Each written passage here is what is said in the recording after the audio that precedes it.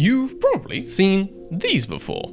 Formula One teams are basically massive advertising campaigns, and so each of them has a distinctive logo to help them stick in your mind. The Red Bull double bull, the Ferrari crest, the McLaren swoosh?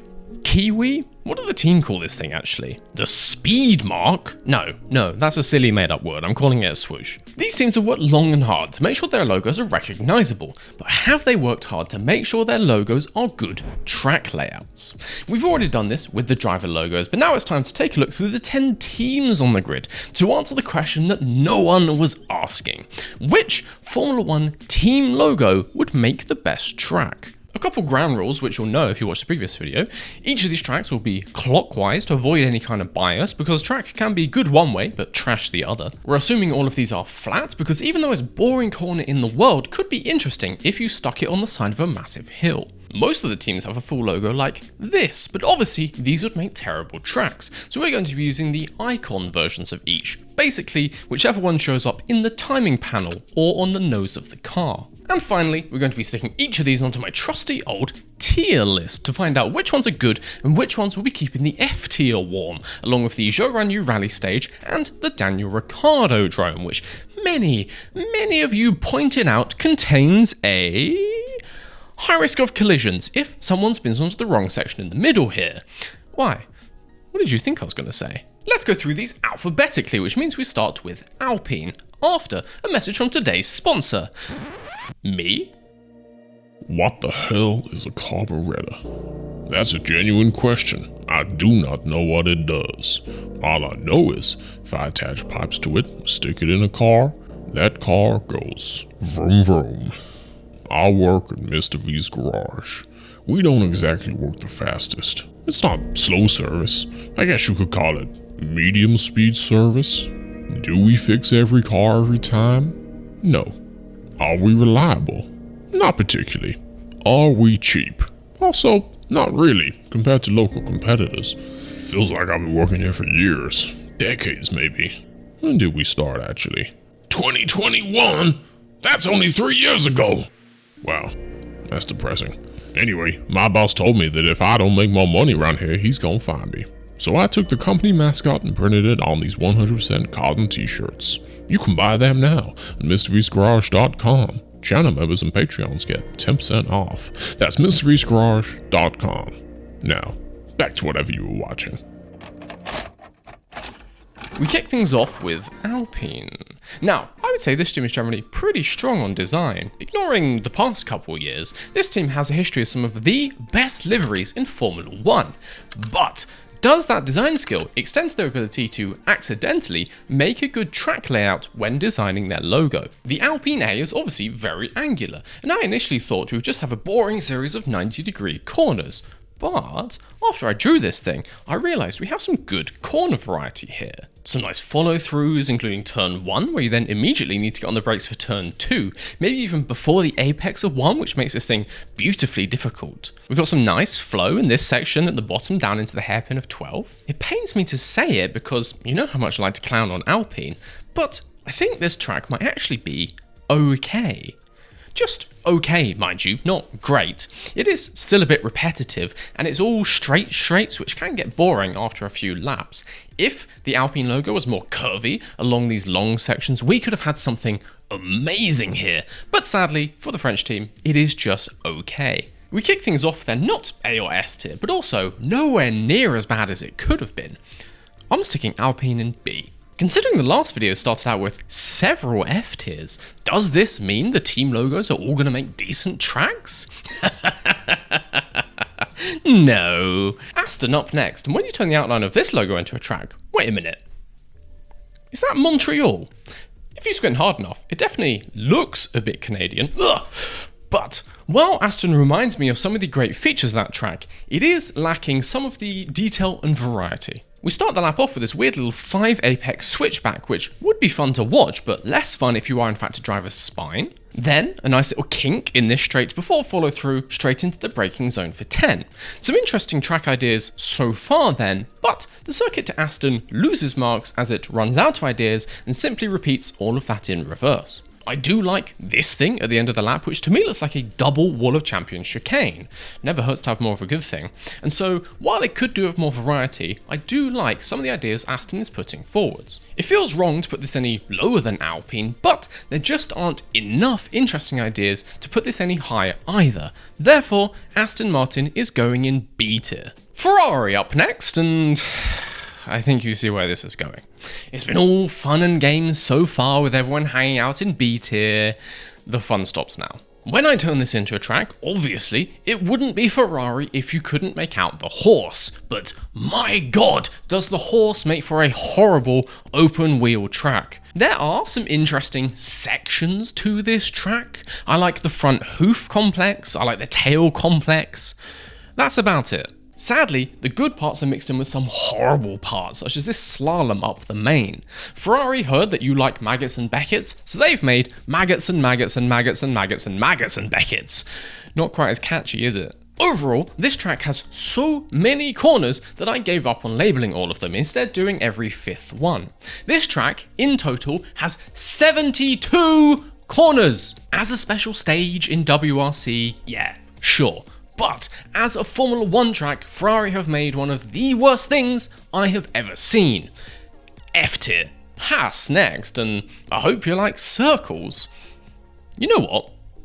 I kinda do. While this looks incredibly complicated, it actually has less corners than Jeddah or Singapore.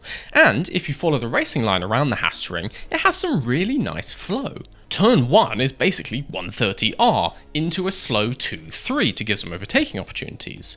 Turns 4 and 5 are nice once again, and there's opportunity for revenge, as cars who are overtaken into turn 2 can potentially get their own back down into the braking of turn 4. I really like the 10 to 13 complex, particularly as 12-13 has this very interesting profile due to the flick on the cross of the H, which makes the line extra spicy. And then, of course, we have to mention big circles. Now, I don't know whether this would be good or bad, because strangely, we don't have any real life tracks with big circles as far as I know. If this was flat, it would be a left-hand side tyre killer, an absolute nightmare for strategies and quali laps. Interesting for us the fans though. My other interpretation is that this is a banked ring, similar to the ones you get at vehicle test facilities, effectively allowing the cars to drive straight the whole way around them. It's an interesting way to get a 2 to 3 kilometer straight into your track if you have limited space, but I do see some issues as someone goes for an overtake and ends up flying out the top. Overall, as strange as the Haas ring looks, I can't actually find any fault with it. It's an oval with an infield section designed by a lunatic, and I love it. I'm sticking it in A tier. While the Haas track has a lot of ideas going on at the same time, it's kind of the opposite story with our next team, McLaren. Is this it, guys? You don't want to spend a little bit more time on the assignment? No? You're handing it in like this. Okay. I mean, what is there to say about this? It's good if you can't count past 4, I guess? Sadly, even in that case, you might be out of luck. As this track is so small and so short, you'd have to do something insane, like 120 laps to cover a full Grand Prix distance. That means 240 right-hand hairpins over the course of an hour and a bit. Does that sound like fun to you? The McLaren International Circuit is therefore the baby park of Formula 1. That is not a compliment. To give it some credit, I do like the curvy nature of it, and at the very least, it's not a rally stage. But there's just not enough to go on here. I'm going to have to stick this middle of the table in C tier. Who knows, maybe someone will make it for Assetto Corsa and it will turn out to be the best track of all time. Mercedes up next, and clearly they heard how much I like the Haas ring because, sadly for Mercedes, this one is far less interesting than the Haas ring, with only 8 corners and, not counting the big circle, only 3 different corner profiles. Honestly, in a modern Formula 1 car, I don't even think these would register as corners, so basically this is just a big circle with 2 hairpins. Wait a minute. It's just McLaren again. C tier for you, Mercedes, for just being a bit boring. Please, can we have a little more variety with the next track? That might be too much variety. In RB's defense, their ball is at least a little bit more simplified than Ferrari's horse, and so only has 49 corners, which is a real shame because I really like the first part of the track. 2, 3, 4, 5 is a nice variation on Farm Village and the Loop from Silverstone, and I don't know what you'd call this shape. Okay, well, I know what the comments will call this shape, but I've never seen a shape like this on a track before. I think it could be interesting. After turn 10 though, the RB track is way too windy, which makes overtaking impossible, average speeds too slow, and lap times far too long. Just all round bad. If this was in the driver logos track, I probably would have stuck this in F. But honestly, the bar is lower this time, and maybe if this was a huge long lap like the Nordschleife, it could still be entertaining. I wouldn't place any bets on it. I'm sticking RB in D tier, which I think they should be grateful for. But they're only here because Ferrari is so much stupider and there's something far, far worse to come. We then go from RB to RBR, and I mean, what am I to say? This is basically the same thing. I will say though that this is on the verge of greatness if the ball was massively smoothed out. This actually has a good level of variety and a nice mix of corner speeds. Low speed corners, high speed corners, dare I say it, medium speed corners. Alas, the Red Bull balls are not simple though, and so this has to be the official entry onto the tier list.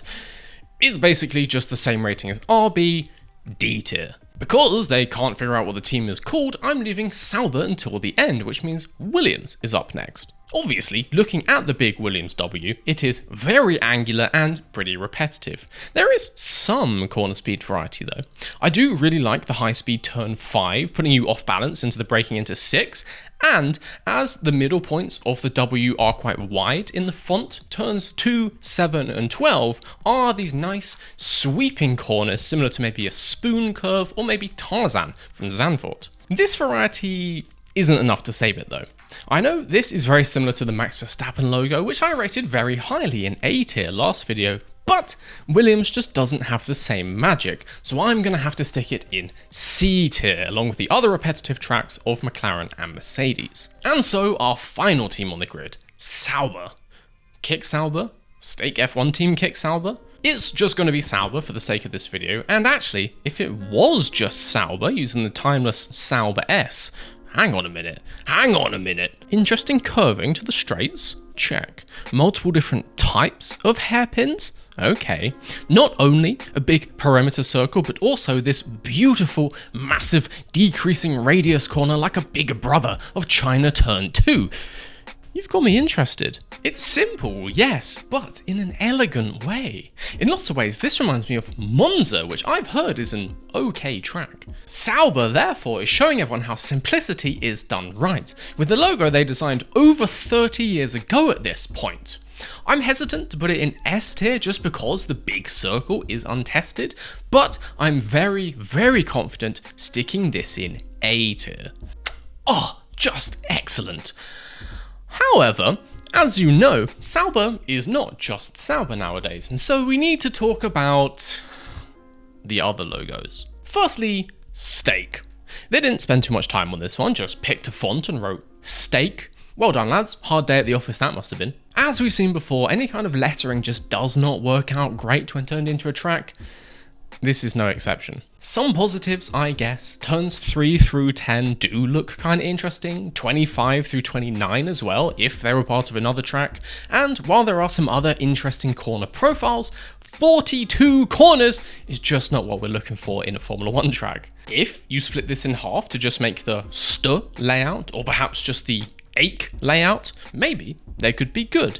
But I get the feeling Stake want all of their logo to remain in one piece, and for that reason, F tier. The fun part about this, however, is that the Stake lettering is not the worst of the Sauber logos. There is one final design that we have to talk about, which shows up in countries where they can't advertise gambling. The Kick K. While other teams were using Adobe Illustrator or perhaps a pencil and paper to design their logos, Kick have taken the bold move to use the niche graphic design tool, Minecraft. This is a crime against my eyes. No one's favourite corner is a 90-degree bend, so why would you make a track that is only 90-degree bends? On moral grounds, I refuse to say anything positive about this track, out of the fear that some random American mayor may think it's a good thing to replicate this on their grid system city. It is not a good idea! Do not, under any circumstances, do this. Even though we've seen rally stage nightmares with over 70 corners, intricate sections that I'm not even sure a Formula 1 car can fit round, and tracks that are so simple they border on torture to watch, none of them are as bad as the Kick K. This is a crime of mundanity. And honestly, I would feel bad for Ferrari putting this in the same tier. Kick, therefore, have forced me to create an entirely new level of the tier list below F tier, below a fail. A place beneath the tiers, down through the 9 rings of hell. A place reserved solely for the most deranged, most degenerate, most unlovable creatures of this beautiful earth we live on. The Kick K is going in none other than F1 Twitter tier. And with that, our tier list is complete. Obviously, a little bit quicker this time, so there's only half as many teams as drivers. Let me know down below if you think all of these are in the right places, or have I been too harsh on some of them? There's also a chance we might be bringing some of these tracks to life and hosting a little race on them. So let me know down below which tracks from either video you would like to see in 3D to see me suck at racing on them. If you like this video, give it a like down below and subscribe so you don't miss the next one. Check out MrVgarage.com if you want some merch like this, and until next time, I'll see you guys later.